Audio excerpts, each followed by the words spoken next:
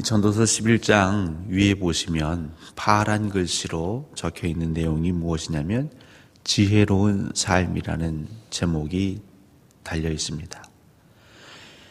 이 11장 1절과 2절의 말씀을 저희가 묵상하려고 하는데요.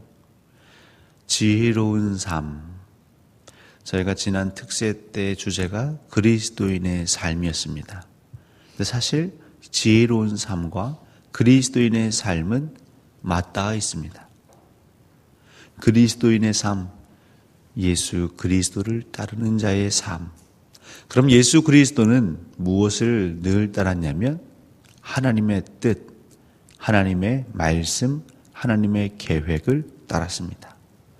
그러면 하나님을 따르는 것을 우리 지혜서는 구약의 잠언, 전도서, 이 신구약 성경은 통틀어 여호와를 따르고 여호와를 경외하는 것을 지혜라고 말합니다. 결국 지혜로운 삶은 그리스도인의 삶과 맞닿아 있다. 그러면 특별히 오늘 11장 1절과 2절을 한번 살펴보겠습니다. 먼저 1절입니다. 너는 내 떡을 물 위에 던져라. 여러 날 후에 도로 찾으리라. 이 무슨 말일까요? 흐르는 물에 여러분의 떡을 던지면 어떻게 될까요? 그냥 사라져 버리는 겁니다. 많은 사람들은 그런 어리석은 일을 왜 합니까? 차라리 지나가는 개에게라도 그 떡을 주는 게 낫지, 돼지에게라도 떡을 주는 게 낫지, 뭐 물고기 밥 하라고 물에 던지는 겁니까? 라고 말할 수 있겠습니다. 11장 1절의 이야기는 정말 어리석어 보이는 행동 중에 하나가 물에다가 떡을 던지는 것이죠. 근데 이 표현은 관용구라고 할 수 있겠습니다. 그러니까 고대 근동에서 선행과 관련해서 쓰는 표현이 이 표현이었다는 거죠. 그냥 물에다가 떡을 던져라.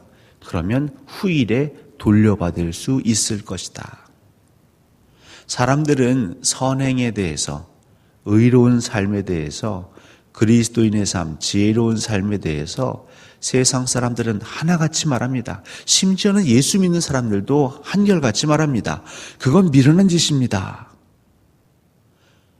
십자가의 도가, 십자가의 길을 따라가는 삶이 믿지 않는 자들에게는요, 그게 어리석은 짓처럼, 미련한 짓처럼 보인다 하였습니다. 속 터지는 그 삶을 산다고 자기들의 가슴을 막 치는 거죠. 아니 왜 그렇게 살아? 근데 성경은, 하나님은 분명히 말씀하십니다. 할 수 있거든 너희로서는 모든 사람과 더불어 화목하라. 너희로서는 하나님의 형상으로 지음받은 예수 그리스도의 보혈로 새롭게 거듭난 너희는, 너희에게서 나오는 그 모든 것은 이 선행이 되기를 원한다. 여러분, 모든 사람과 더불어 화목하기가 쉽지 않죠. 정말 간쓸게 다 내줘도 못하는 게 모든 사람과 더불어 화목한 것입니다. 결국 우리 인간이 아무리 수양을 하고 도를 닦아도 할 수 없기에 결국은 하나님의 은혜를 구하고 하나님의 영으로 우리가 가득가득 찼을 때 비로소 나에게 원수된 자에게도 우리는 좋은 관계를 맺을 수 있고 그에게 의를 베풀 수 있고 그에게 선행을 베풀 수 있겠죠. 웃는 얼굴에 침 못 뱉는다고 하죠. 우리가 한결같이 끊임없이 사랑을 전하는데요. 완악한 자도 끝끝내 그 마음이 무뎌지겠죠. 사랑하는 성도 여러분, 하나님께서는 오늘 우리에게 다시 명령하십니다. 그 물 위에 떡을 던져라. 여러분 스스로 생각해도 이렇게까지 할 필요가 있나? 내가 하루 이틀도 아니고 지금까지 이래왔는데 하나님 왜 또 저에게만 이렇게 말씀하십니까? 왜 항상 저만 물 위에 떡을 던져야 합니까? 왜 저만 이 흘러가는 세월 자녀들에게 또 내 지인들에게 교회 공동체의 지체들에게 왜 저만 떡을 던져야 합니까? 근데 이것도 깨닫는 자만 깨닫는 것입니다. 깨닫지 못한 자는요, 이 흉내도 내지 못하는 것이죠. 위안 삼으십시오. 난 그래도 하나님의 그 음성에 늘 깨어 있구나. 이 말씀이 자꾸 내 마음에 와 닿아서 나를 견딜 수 없도록 흔들어 놓는 것은 하나님의 일하심이구나. 하나님, 제가 참 피곤하고 원망이, 불평이 정말 이 턱 밑까지 턱턱 차오르지만 하나님 말씀하시니까 제가 이번에도 순종합니다.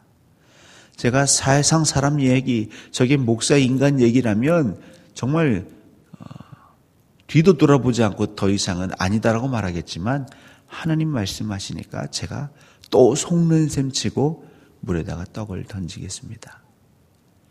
하나님이 우리에게 바라시는 건 이 앞절까지입니다. 그냥 물 위에 던지는 것까지입니다. 그 뒤는 하나님이 책임지시는 겁니다. 왜 하나님 저에게 돌려주지 않으십니까? 왜 도로 찾을 수 있도록 그날이 오지 않게 하십니까? 여러분, 자꾸 그 마음이 들면 이 앞의 행동이 꺼려지죠. 한 번, 두 번 할 수 있지만 그 다음부터는 떡 던지기가 아깝지요. 2절은요, 7에게나 8에게 나눠줄지어다. 무슨 재앙이 땅에 임할는지 내가 알지 못함이니라. 그래서 이 9절만 보면 마치 우리가 투자를 할 때에 이 투자자들에게 계속 끊임없이 회자되는 것 중에 하나가 뭐냐면 이 계란을, 달걀을 한 바구니에 담지 말아라, 이런 표현이 있습니다. 그러니까 투자를 할 때에 예를 들면 부동산에만 내 전 재산을 다 투자하지 말아라. 내 재산을 주식에만 다 투자하지 말아라. 혹은 내 재산을 자식에게만 다 투자하지 말아라. 골고루 나눠 담아라. 왜냐하면 어떤 위험이 어떻게 발생할지 모르기 때문이죠. 그런 관점에서 7에게나 8에게 나눠줄지어다. 우리는 무엇을 나눠줄 수 있습니까? 이 11장 1절과 연결된다고 생각하면 떡을 나눠줄 수 있는 거죠.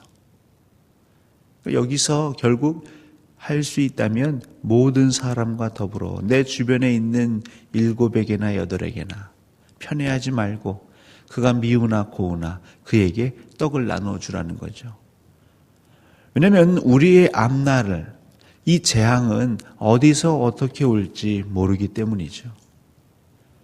여러분들이 기대는 전혀 하지 않았던 어떤 한 사람에게로부터 여러분이 좋은 소식을 들을 수 있고, 정말 내가 평생 앞으로 살면서 저 사람 도움을 받을 수 있을까 싶을 정도의 소자, 작은 자, 힘없는 자로 인해서 우리가 생명을 다시 얻을 수 있습니다. 사실 예전에 우리나라가 이제 일제 식민지하에서 광복한 이후에 얼마 동안 혼동기에 있었죠. 근데 일제 치하에서도 또 그 잠깐 해방된 사이에서도 그 부자 가운데서는 선하게 사는 사람들이 있었다고 합니다. 그렇게 많지는 않았지만 노비들, 노예들, 없는 사람들, 그냥 그들에게도 늘 한결같이 자기의 부를, 또 자기가 가지고 있는 걸 나누어 준 자가 있다고 합니다. 근데 세상이 어떻게 바뀌었죠? 갑자기 그 공산당들이 쳐들어오면서 이 빨갱이들이 그 세상을 그냥 휘잡아 버렸습니다. 그러자 각각 집에서 말없이 매맞고 굶주리던 노비들, 하인들이 그냥 손에 창과 쟁기를 가지고 부르주아들, 가진 자들, 배운 자들을 다 잡아가고 있었죠. 그때 그 은혜를 받았던 사람들이 그 한 부자를 살려주었다는 얘기를 제가 들은 적이 있습니다. 사람들은 어떤 실수를 하냐면 지금 내가 보고 있는 그 사람이 앞으로도 그럴 것이다 라는 착각을 합니다. 여러분, 제가 되게 부족해 보이지만 앞으로도 계속 이렇게 부족할 거라 생각하지 마십시오. 그건 모르는 일입니다. 여러분들도 마찬가지고 우리 공동체 안에서도 마찬가지입니다. 흔히 학교에서 아이들이 그러죠. 아유, 저 찌질이라고 표현하는 게 있습니다. 하는 행동, 말하는 거 하나하나 부족함 투성이, 어리숙한 투성이. 그래서 우리는 함부로 대하죠. 그러지 말라는 거죠. 지혜로운 삶은 지혜자의 삶은, 그리스도인의 삶은 그에게도 의지를 발동하고 내 노력을 다하여서 최대한의 선을 베푸는 겁니다. 그런 나중에 세상이 바뀌면 많은 사람들이 홀대했던 그 자가 때로는 리더가 될 수 있고 지도자가 될 수 있는 것이죠. 이미 우리 정치사에도 그런 일이 있었던 거 아니겠습니까? 고등학교만 나왔던 사람이 대통령이 될 거란 누가 생각했겠습니까? 사랑하는 성도 여러분, 우리 예수 그리스도를 믿는 자들은요, 정말 세상을 멀리 볼 수 있는 해안이 필요합니다. 그리고 모든 가능성에 대해서 개방적으로 열어두어야 합니다. 근데 자꾸 내 생각이 좁아지고 굳어진다고 생각하시면 그럴 때일수록 우리는 기도해야 하는 것이죠. 하나님, 자꾸 제가 사람에 대한 평가와 판단이 더 분명해지고 있습니다. 저 사람은 변하지 않을 거라는 그런 생각이 제 안에 굳어지고 있습니다. 오늘 본문에 의거하면 여러분 그 생각은 어디서부터 오는 생각이냐면요. 그 생각의 출처는 어디냐면요. 하나님이 아니십니다. 하나님의 영이 아니라 세상의 영이 우리로 하여금 그렇게 만들어가는 것이죠. 결국 예수 믿는 사람, 그리스도인들의 입술은 어떤 얘기를 선포해야 되냐면, 그렇지만, 맞아, 저 사람 많이 부족하지만, 실수투성이지만, 허물투성이지만, 그래도 하나님이 함께 하시면 귀 쓸 수 있을 거야. 여러분, 이 고백이 지혜로운 삶이요 그리스도인의 고백입니다. 그런데 우리는 보통 어떤 표현합니까? 징글징글하다. 저 사람은 안 돼. 내가 정말 평생을 봐왔는데 저 인간은 안 돼. 하늘이 두 쪽 나도 안 바뀔 거야. 왜 이런 믿음 없는 얘기를 우리는 할까요? 왜 그런 불신의 얘기를 할까요? 하나님이 그런 능력이 없으십니까? 그런 불신의 마음을 가지고 기도하면 그 기도가 온전한 기도가 될까요? 사랑하는 성도 여러분, 둘러보십시오. 특별히 내가 늘 귀히 여긴 사람도 있을 겁니다.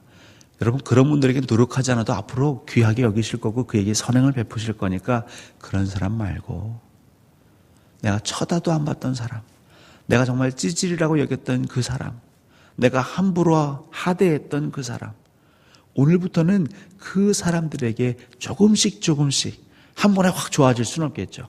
조금씩 그리스도를 대하듯, 그리스도께서 교회를 대하듯 그렇게 하도록 한번 의지를 발동해 보십시오. 이를 악물고 선을 베풀어 보십시오. 이를 악물고 그에게 호의를 베풀어 보십시오. 그것이 지혜로운 삶이요 하나님께서 저와 여러분에게 명하시는 그리스도인의 삶일 것입니다. 오늘도 이 말씀 붙잡으시고 여러분의 그 일터에서, 삶의 가정에서 예수 그리스도의 향기를 또 많은 이들에게 전하시는 복의 통로 되시길 예수 그리스도의 이름으로 간절히 축원합니다.